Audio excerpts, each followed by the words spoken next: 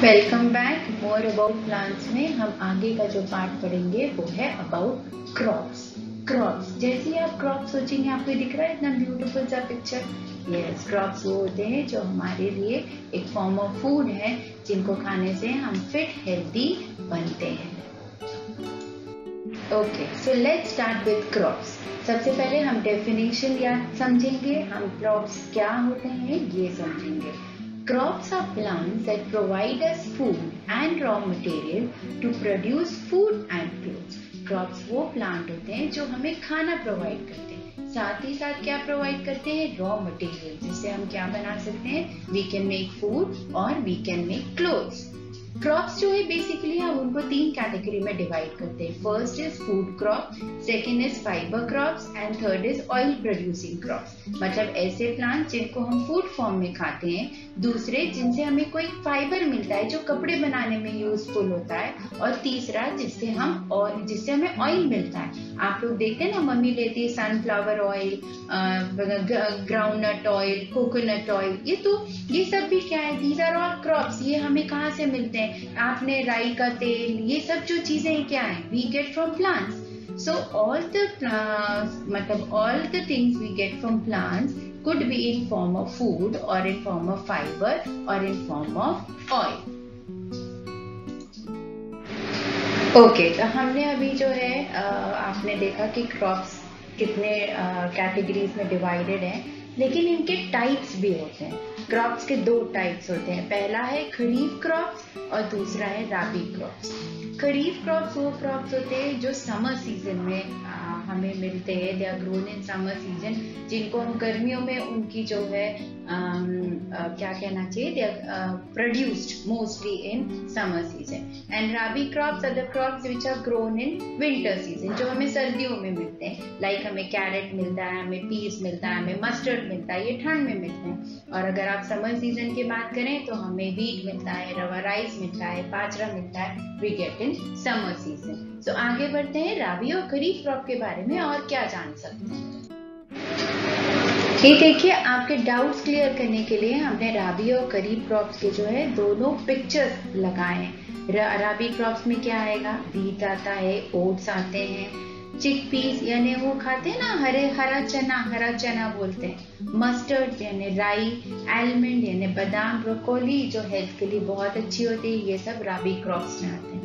खरीफ crops में क्या आते हैं, चावल, कॉर्न यानी भुट्टा, सोयाबीन जिसका ऑयल हम लेते हैं, गन्ने का रस, sugar cane, that is good, उससे क्या मिलता है, वी गेट शुगर, यस।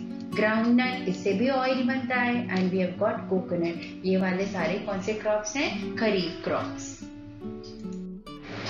अब ये तो हमने जान लिया कि हमारे लिए राबी और खरीफ क्रॉप्स है जो समर और विंटर सीजन में ग्रो करते हैं। लेकिन एक चीज और हमें जानना चाहिए क्रॉप्स के बारे में, कि हर क्रॉप को अलग तरह की सॉइल लगती है। जैसे अगर आप राइस की बात करें तो इसे गीली मिट्टी लगती है, इसे बहुत सारा पानी लगता है। ओके, जो वीट होता है उसको जो है हीट बहुत लगती है, गर्मी बहुत लगती है, तभी जाके जो वीट है वो पकता है।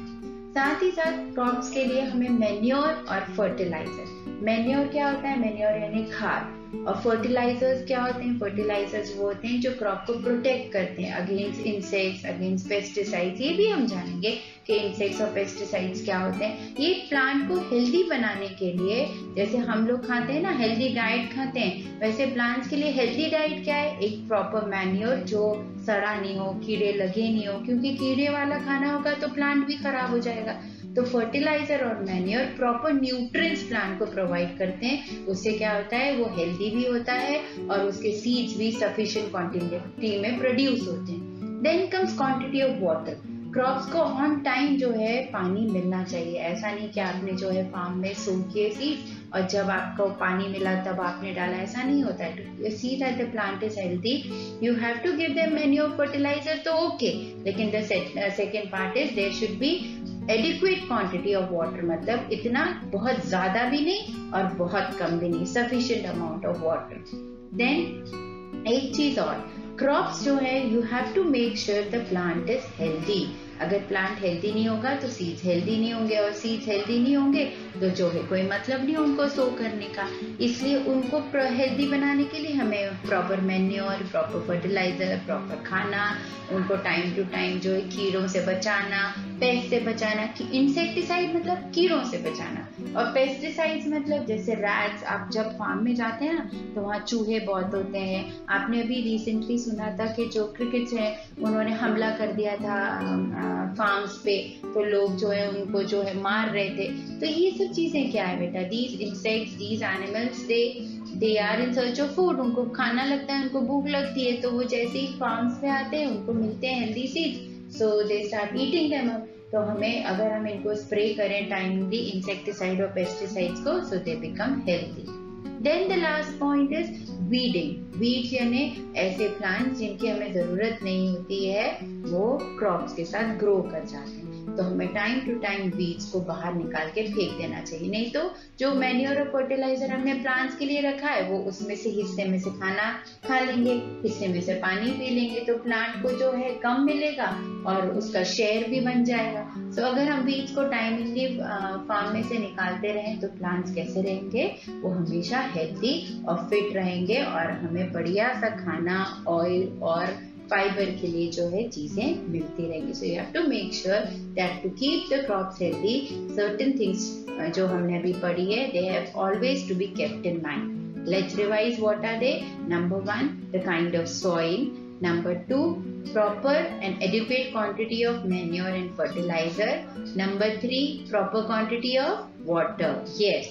Number 4, seeds should be healthy. Yes, जो seeds आप sow कर रहे हैं grow करने के लिए, they should be healthy. Then next comes spraying of insecticides and pesticides timely. वक्तन हमें pesticide और insecticide spray करना चाहिए. And lastly, weeding should be done regularly. Weeds जो हैं regularly spray करते रहना चाहिए. Protection of crops and storage of seeds. Crops का जब ठीक है हमने पढ़ लिया, टाइप्स पढ़ लिए, हम उनसे हमें क्या मिलता है वो भी पढ़ लिया.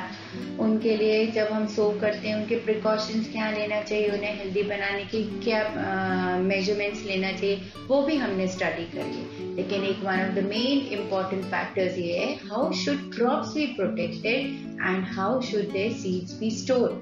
हमें ये बात का भी ख्याल रखना चाहिए कि हम उनके सीड्स को कैसे स्टोर करें. किन चीज़ों का हमें जहन में पॉइंट रखना चाहिए जब हम उनके स्टोरेज और उनके प्रोटेक्शन की बात करते हैं. सबसे पहले क्रॉप्स को हमें इंसेक्ट से बचा के रखना चाहिए. जितने भी हमारा फार्म हो, मेक श्योर कि वो प्रॉपरली बॉर्डर बनी हुई हो, उसके आगे हेजेस प्रॉपरली हो. उसके बाद एक्सेसिव रेन, अगर खूब ज़्यादा बारिश होती है किसी एरिया में, so we have to be conscious of how excessive rain water can be drained out. Next, disease. Plants को भी disease होती है. Plants are also affected by disease. So next precautionary measure is to make sure that to have a healthy crop, we keep on spraying insecticide, pesticide. We take precautionary measures to keep them away from disease. Then from grazing animals. At times हम देखते हैं कि जो भी गोट है या काऊ है या बफेलोज है, इनके जो हर्ड्स होते हैं, they are freely roaming around in open space. So we should see that they do not enter our farm and they do not spoil our crops. These are the basic things that we should keep in mind. And if we talk about storage of seed, हमें इस बात का ख्याल रखना चाहिए that it is kept in a place where it is properly managed. That rodents या pesticides जो हैं उसके अंदर आके उसको खा नहीं लेते हैं. It's not only grazing animals when they are grown in the field. जब हम सीड को स्टोर करते हैं उस वक्त भी हमें ध्यान रखना चाहिए कि जहाँ हम सीड स्टोर कर रहे हैं वहाँ पे एनिमल्स आके उसे, एनिमल्स जो हैं जैसे छोटे छोटे होते हैं, ज़्यादातर जो होते हैं वो चूहे होते हैं, तो चूहे जो है वो आके हमारे सीड्स को स्पॉइल नहीं करें. वो जगह प्रॉपरली सील्ड हो, वहाँ मॉइस्चर हुआ तो हमारे सारे सीड्स जो हैं वो खराब हो जाएंगे, तो उनका स्टोरेज का भी हमें ध्यान रखना चाहिए. Stages of agriculture. Stages of agriculture क्या होती है? स्टेजेस मतलब हम जो क्रॉप्स ग्रो करते हैं वो कितने तरीके से या कौन से प्रॉपर तरीका होगा जिससे हम क्रॉप्स को ग्रो करें. सबसे पहला, प्लो द फील्ड. जो हमारी ज़मीन होती है हमें इसे प्लो करना पड़ता है। प्लो करने से क्या होता है, मिट्टी जो है वो थोड़ी लूजन अप हो जाती है, and then we can put the seeds there, and then it also gets a chance to mix up. थोड़ा सा लूज होने के बाद जो सॉइल है it gets mixed up with air and sand or whatever manure or fertilizer we are providing, so it becomes again fit and healthy for the plant. We add manure timely, वक्तन जो है हम जब प्लो कर लें उसके बाद हम अच्छी से खाद डालें, manure is खाद.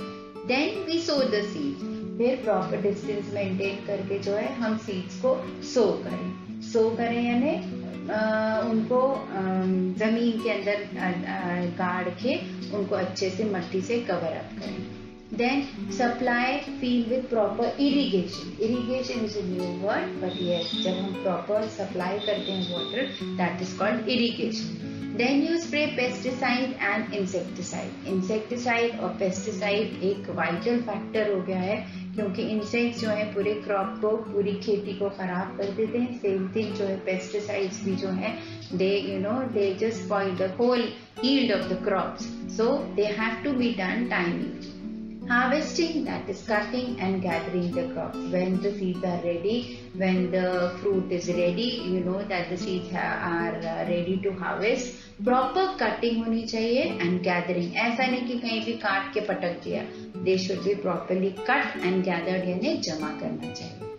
Store grains in granaries. Granaries मतलब that is a place where grains are stored. तो जो ग्रेनरी भी हम चूज करें वो हम देखें कि वो प्रॉपर है कि नहीं है. ऐसा तो नहीं है उसके अंदर होल्स हैं, ऐसा तो नहीं है उसके अंदर बहुत सारे पेस्ट हैं या रूडेंट्स हैं. We have to make sure wherever we are storing our seeds it is safe and it is free from moisture. So this is all about plants. You have learned so many things about plants. You have learned about crops, their storing, and how they are to be sown, how do they germinate, how do they grow, what things do they need, what are the facilities given by nature. So you have come across all these things. It's just that you should keep them in mind and remember when you ever learn or whenever you think of sowing the seed or whenever you think of planting more plants. Okay, so just take care and see you soon. Bye.